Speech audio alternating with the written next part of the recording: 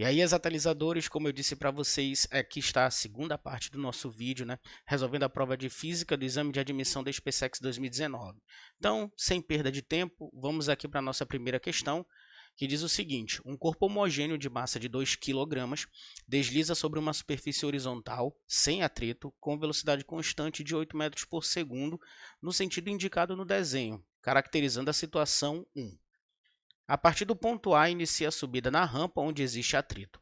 O corpo sobe até parar na situação 2 e, nesse instante, a diferença entre as alturas dos centros de gravidade, CG, nas situações 1 e 2 é de 2 metros.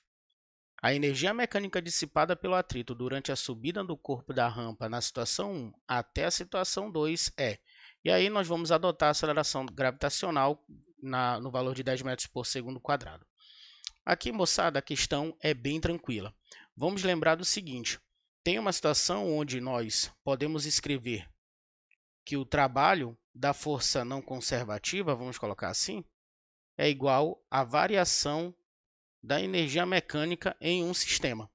No caso, o nosso sistema ele é formado no momento que a gente quer avaliar, é aqui nesse ponto A.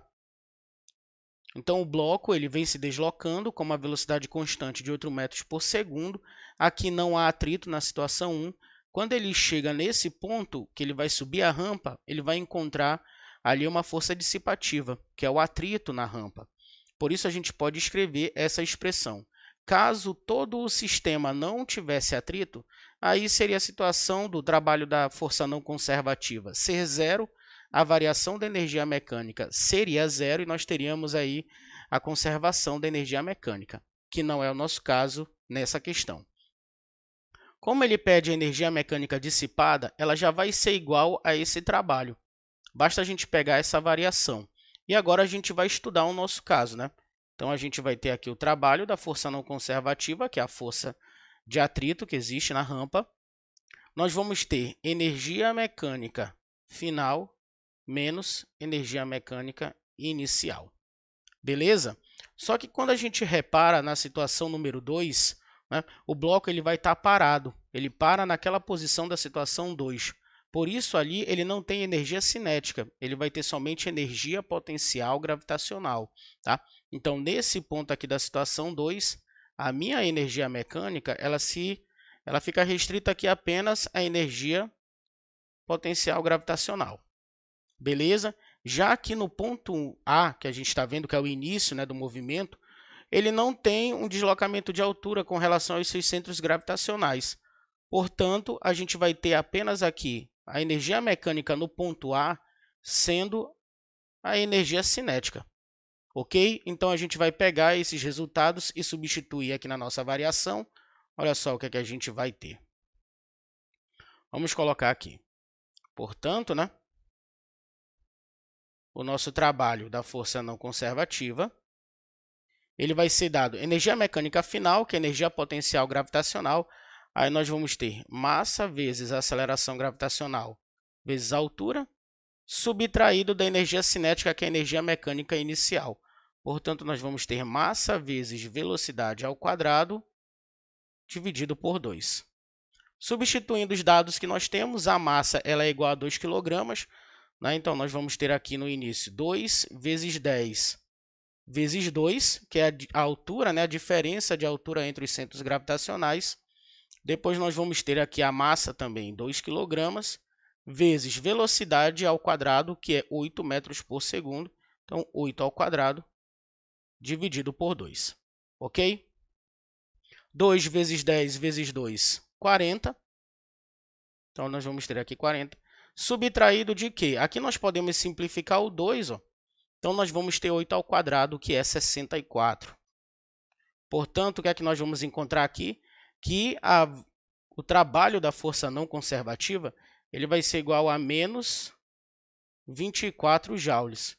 Em módulo, né, isso aqui é equivalente para nós em quê? Na letra C, 24 joules.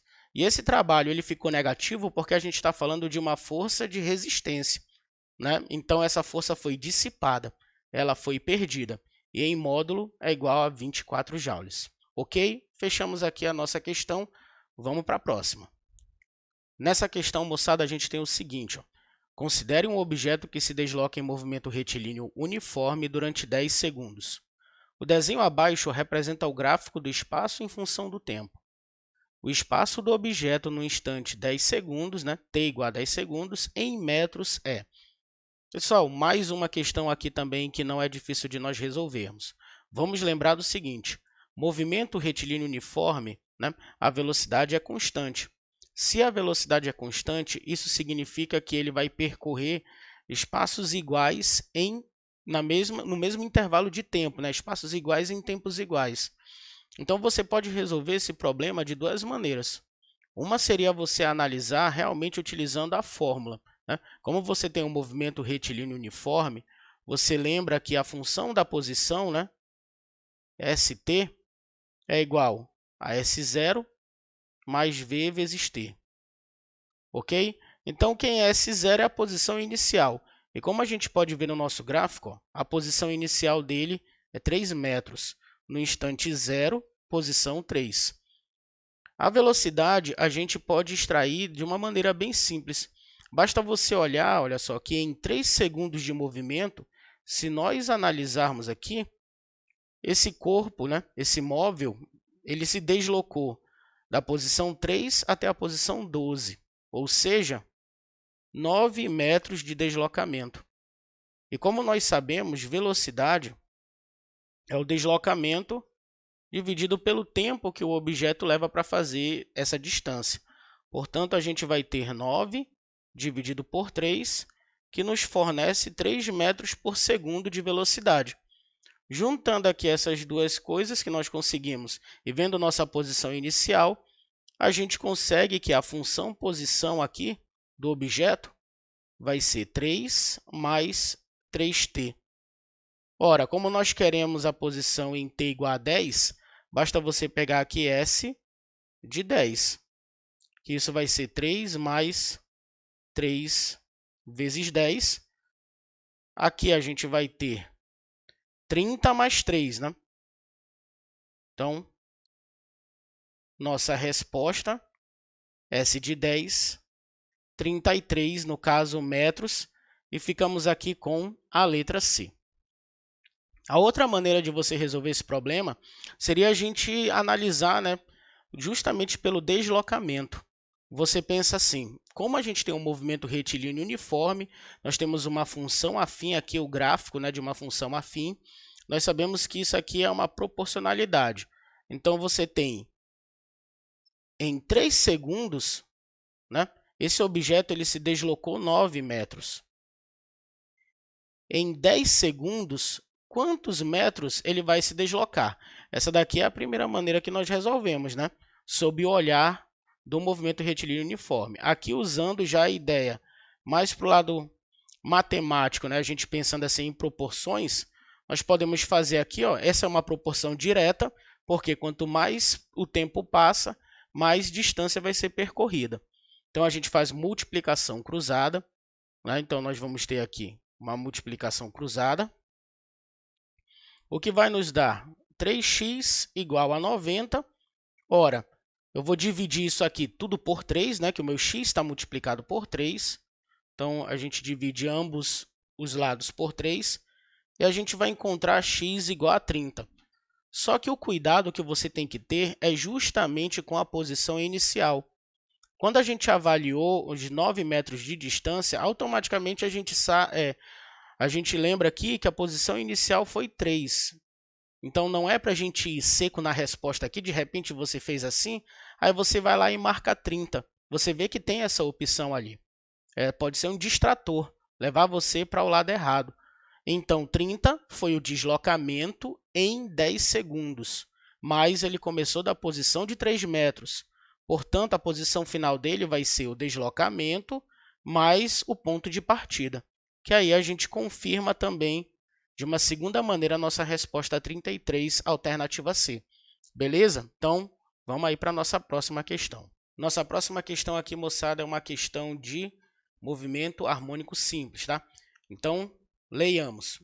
Um ponto material realiza um movimento harmônico simples, MHS, sobre um eixo x, sendo a função horária dada por x igual a 0,08 vezes cosseno de π sobre 4t mais π para x em metros e t em segundos.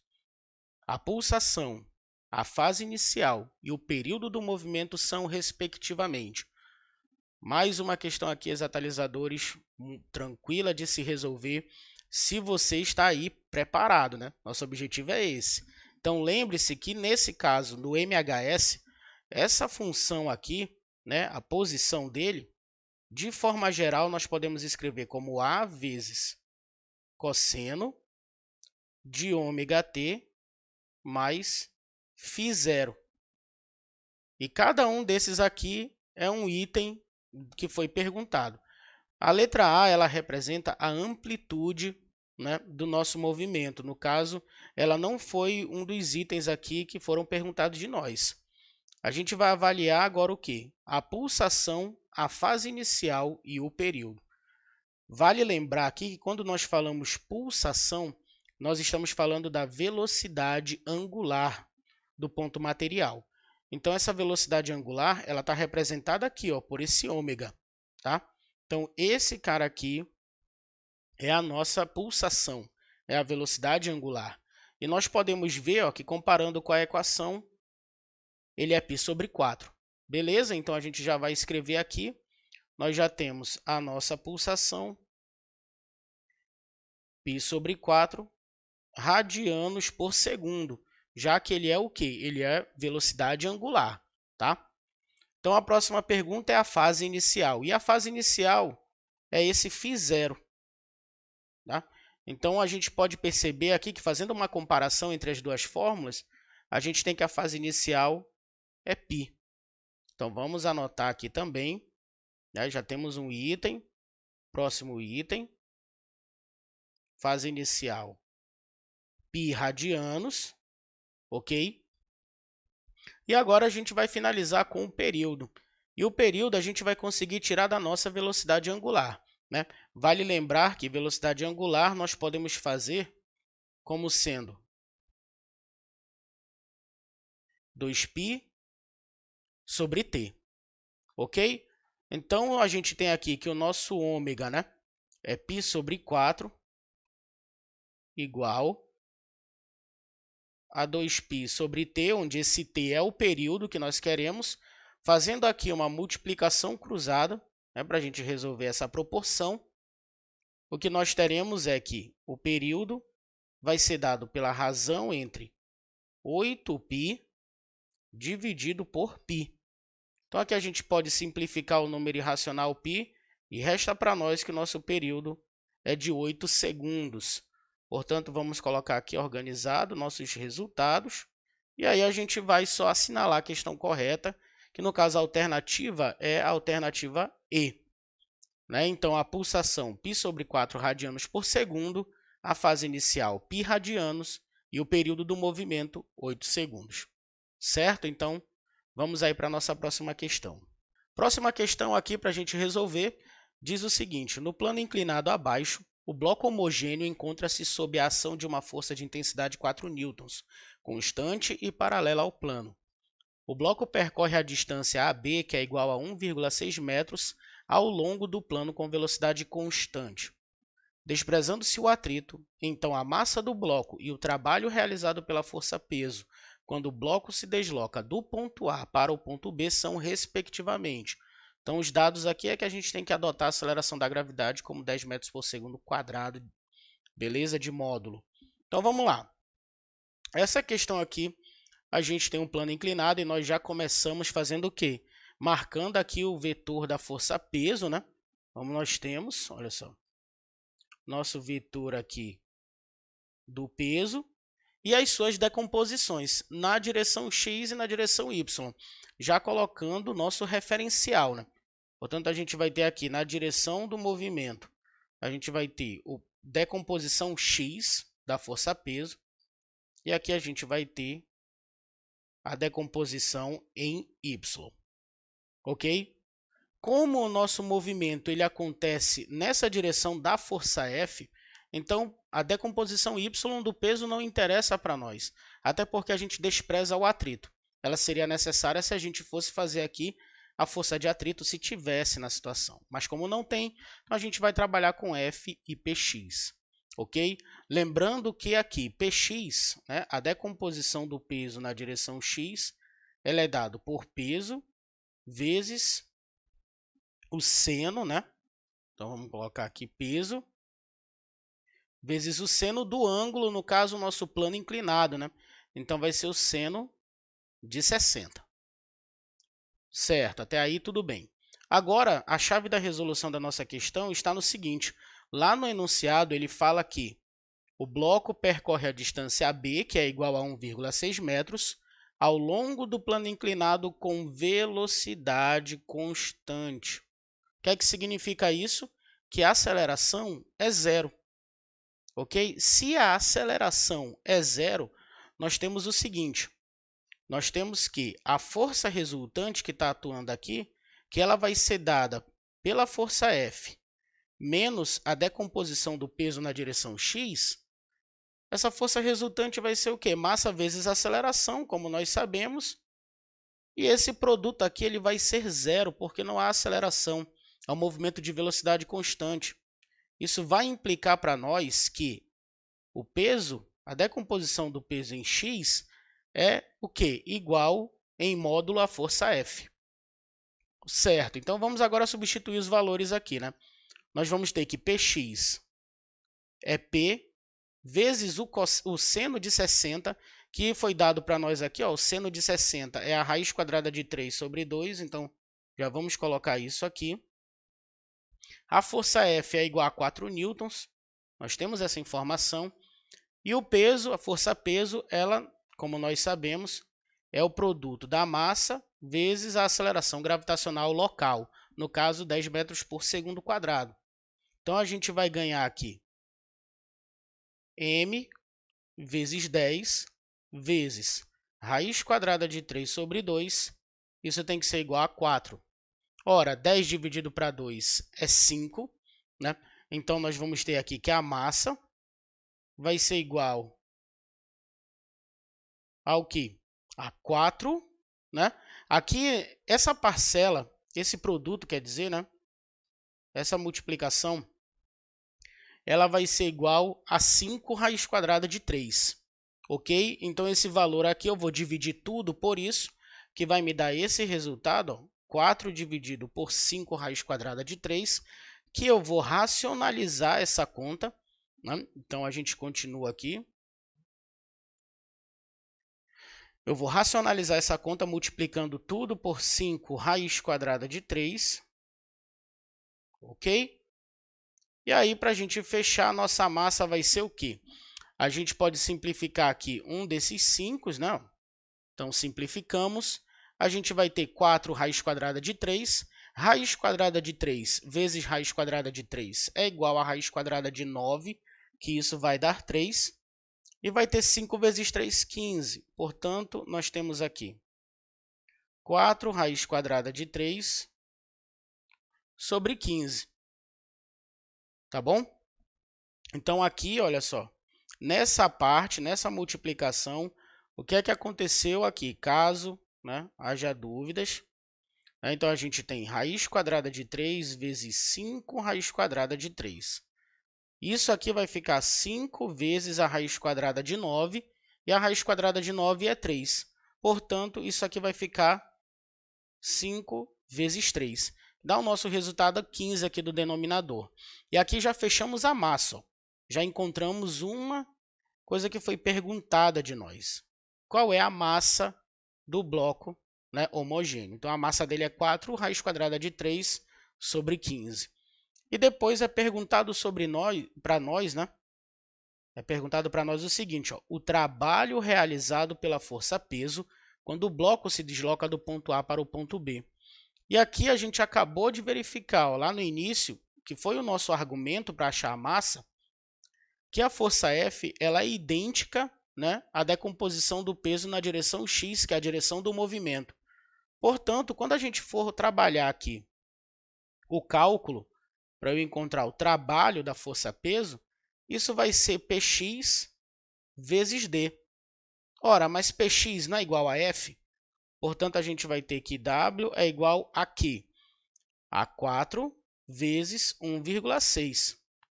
Né? Agora, vamos verificar o seguinte, que o nosso peso na direção x, ele é uma força resistiva, né? Ele não é uma força potente, ele não está na mesma direção da força F.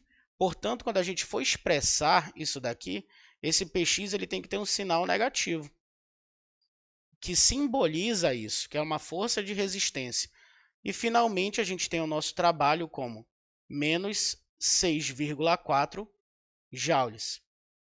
Olhando essas informações que nós conseguimos, nós estamos lá na letra B com a nossa alternativa correta. A massa do bloco e o trabalho realizado pela força-peso. Beleza? Então, ó, essa questão aqui é bacana, né?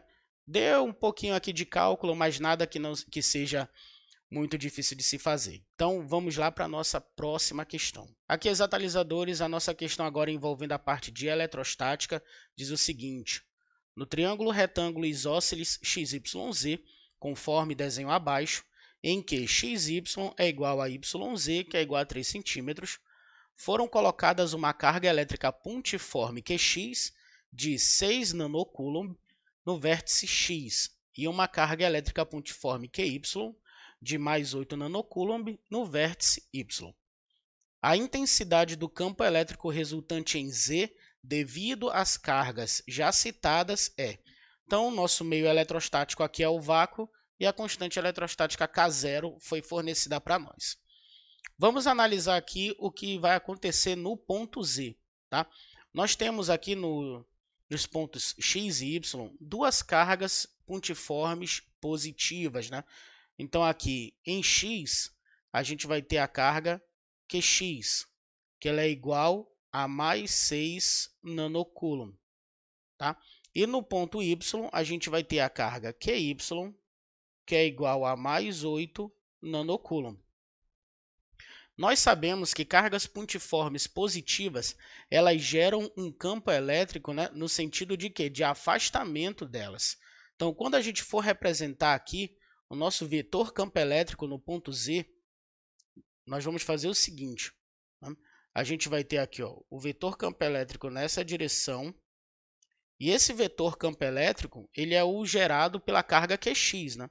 Então, nós vamos ter aqui o vetor campo elétrico da carga X, e a gente vai ter o vetor campo elétrico gerado pela carga Y. Então, vamos colocar aqui o vetor campo elétrico da carga Y. Como eles são perpendiculares entre si, o que vai acontecer é que o nosso vetor resultante, né, ele vai sair aqui, ó. Então, nós vamos ter o nosso vetor resultante ó, nessa direção, nosso vetor campo elétrico resultante. Ora, isso daqui, como eles são perpendiculares, nós já sabemos como extrair o módulo desse vetor. Né? Então, o módulo do campo elétrico resultante ao quadrado vai ser igual ao módulo do campo elétrico de x ao quadrado mais o módulo do campo elétrico de y ao quadrado. Então, a gente vai encontrar agora o módulo de cada um deles e substituir nesse resultado. Então, vamos começar aqui primeiro com o campo elétrico x, tá? O módulo. Como que a gente determina? Né? Então, nós temos aqui o nosso primeiro resultado. Vale lembrar que o campo elétrico, o módulo de um campo elétrico gerado por uma carga pontiforme, é dado pela expressão K0 vezes a carga, né? O módulo da carga, dividido por distância ao quadrado. Tá bom? Então, vamos fazer isso aqui para x e y. Nossa constante eletrostática é 9 vezes 10 elevado à nona. Então, a gente tem 9 vezes 10 elevado à nona potência. Isso multiplica a razão entre a carga elétrica X, que é 6 nanocoulomb, e o submúltiplo nano representa a potência 10 elevado a menos 9. Né? Então, também mais uma informação aqui que a gente precisa. Né? O nano, ele é o submúltiplo 10 elevado a menos 9. Ok? Então, aqui vai ficar 6 vezes 10 elevado a menos 9.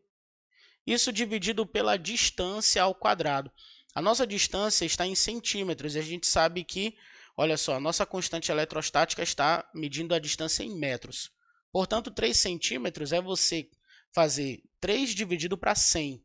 Isso, em notação de potência de 10, a gente tem 3 vezes 10 elevado a menos 2. E isso vai ser elevado ao quadrado, tá bom? Então, vamos fazer aqui a multiplicação, continuando. 10 elevado à nona potência, que nós temos aqui, ó. 10 elevado à nona, multiplicado por 10 elevado a menos 9, isso aí vai dar 10 elevado a 0, que é igual a 10 elevado a, que é igual a 1, né? Então, a gente vai ter 9 vezes 6 vezes 1, que isso vai dar 54, né? Então, a gente coloca aqui, ó, 54, tá? E nós vamos ter, ó, 3 vezes 10 elevado a menos 2 ao quadrado. Então, a gente vai ter 9 vezes 10 elevado a menos 4. Ok? Pela propriedade de potenciação, né? Você tem todos os dois fatores aqui elevado ao quadrado. 54 dividido para 9 vai dar 6. E aqui a gente vai usar a propriedade do inverso. Portanto, a gente vai ter o nosso campo elétrico X igual a 6 vezes 10 elevado à quarta Newton por Coulomb. Tá bom? Então, a gente vai fazer agora o campo elétrico Y. Vamos lá. A gente tem aqui campo elétrico Y usando a mesma expressão, né? Então, a gente vai ter 9 vezes 10 elevado à nona, que multiplica a razão 8 vezes 10 elevado a menos 9, dividido pela distância que é a mesma, tá? E aqui, como a gente já calculou essa distância, eu posso colocar ela imediatamente, né? Isso é 9 vezes 10 elevado a menos 4, ok? Então, de novo, ó, vai acontecer a multiplicação entre as potências de 10, que isso vai ficar 10 elevado a 0, que é igual a 1. Então, a gente pode simplificar 9 aqui, ó, tá? E o que ocorre é que nós temos 8 vezes 10 elevado à quarta, que a gente vai fazer aqui, ó, o inverso de 10 elevado a menos 4, Newton por Coulomb. Beleza? Então, agora o que a gente vai fazer é substituir, né? Então, o campo elétrico resultante ao quadrado vai ser 6 vezes 10 elevado à quarta ao quadrado, mais 8 vezes 10 elevado à quarta ao quadrado. Ok? Aqui a gente vai ter 36 vezes 10 elevado à oitava potência, né? De novo, utilizando a propriedade da potência, que é a potenciação de um produto. Então, a gente vai ter 36 vezes 10 elevado à oitava, mais 64 vezes 10 elevado à oitava potência. Ora, como a gente tem 10 elevado à oitava, um fator comum, isso implica para nós que o campo elétrico resultante ele vai ser a raiz quadrada. A gente vai aplicar a raiz quadrada em ambos os membros da igualdade, ok? E aí, o que é que nós vamos ter? Nós vamos ter 100 vezes 10 elevado à oitava. E aqui a gente utiliza mais uma vez uma propriedade de potenciação, tá bom? Então, a gente vai. Então, R, que é o nosso campo elétrico resultante, vai ser a raiz quadrada de 100, que multiplica a raiz quadrada de 10 elevado à oitava potência. Portanto, a raiz quadrada de 100 é 10 vezes 10 elevado à oitava, a gente tem aqui a simplificação em 8 dividido por 2, que é o índice da nossa raiz. Então, isso vai ser 10 elevado à quarta, que implica em 10 elevado à quinta potência, Newton por Coulomb, que é o nosso campo elétrico resultante. E isso vai estar em qual opção? Quando nós voltamos aqui, a nossa opção está na letra E. Tá? Então, o campo elétrico resultante no ponto Z, devido à ação das cargas Qx e Qy, é de intensidade 10 elevado à quinta Newton por Coulomb. Certo? Então, vamos lá para a nossa próxima questão. Uma viga rígida homogênea Z, com 100 centímetros de comprimento e 10 newtons de peso está apoiada no suporte A, em equilíbrio estático. Os blocos X e Y são homogêneos, sendo que o peso do bloco Y é de 20 newtons, conforme o desenho abaixo. O peso do bloco X é. Então vamos lá, vamos analisar aqui essa posição onde os nossos corpos estão equilibrados, tá? Aqui está o ponto A, que é o ponto de apoio da viga rígida. Essa viga e os blocos são homogêneos, o que significa que a sua massa está bem distribuída, né? E que quando a gente pegar um objeto, o centro de gravidade dele coincide com o centro do objeto, tá? Então vamos lá, vamos analisar aqui em Y inicialmente, né? Então vamos representar o vetor peso, né? De Y. A gente tem aqui, ele vai estar apontado nessa direção. Beleza? Então vamos colocar aqui PY, tá bom? Vamos fazer o mesmo para X, né? Então vamos colocar aqui, então vamos de X, PX. Primeiro vamos fazer essa representação vetorial para a gente analisar as forças que estão agindo aí, que mantêm o equilíbrio entre esses corpos, certo? Agora, o que é que está acontecendo aqui? Já representamos, né, PY, PX, o peso dos blocos Y e X, respectivamente. E a gente vê que a barra, apesar de ela ter 100 centímetros de comprimento, ela não está apoiada na metade dela. Não é 50-50 para um lado. Você vê que o ponto de apoio A, olha só, essa parte da direita tem 44 centímetros. Então, a gente pode concluir, né, que essa outra direção aqui, ó, essa outra parte da nossa barra, ela vai ter o quê? Ela vai ter 56 centímetros, que é o que falta para completar os 100 centímetros, certo? Então, agora a gente vai fazer o seguinte, o peso dessa parte da barra que está à esquerda, tá? Então, ela está apoiada aqui nesse ponto A, mas como a barra é homogênea, esse pedaço da barra aqui, o vetor do peso vai estar bem aqui também no centro, né? Então, a gente vai fazer isso.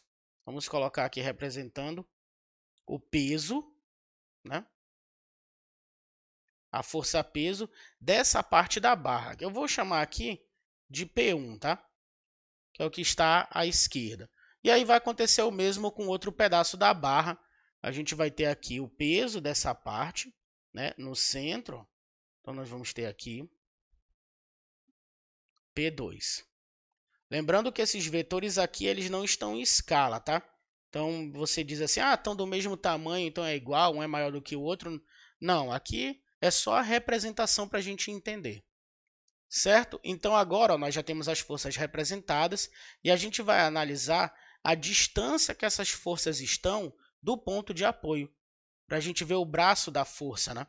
Então, vamos analisar, olha só, P1, né? Quando nós olhamos aqui.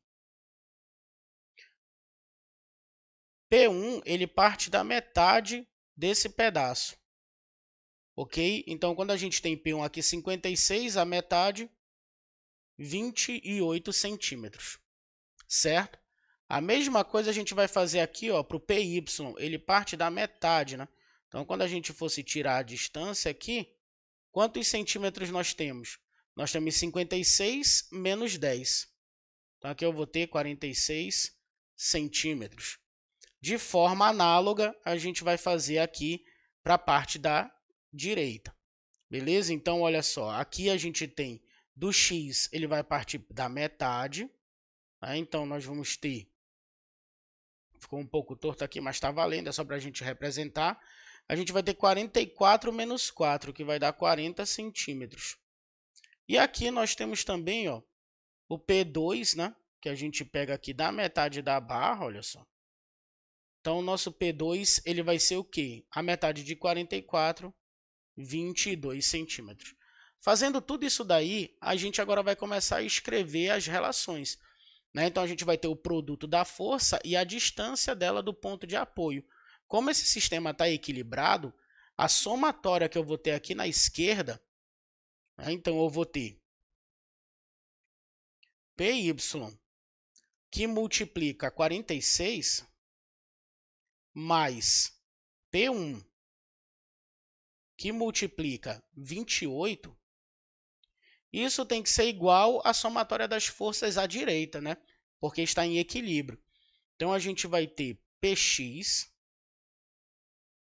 que multiplica, qual é a distância, né, de Px aqui, ó, 40 centímetros, né, do centro dele, mais P2, que multiplica por 22. A gente resolvendo essa conta, nós conseguimos aí. Agora tem um detalhe, como é que eu vou calcular P1 e P2? Né? Que eles representam aqui, ó, parcelas, né, partes da minha barra fixa. Tá? Então, o que a gente vai fazer é uma proporção para eu chegar nesse resultado. Então, eu tenho, vamos fazer aqui, né? Colocar para cá.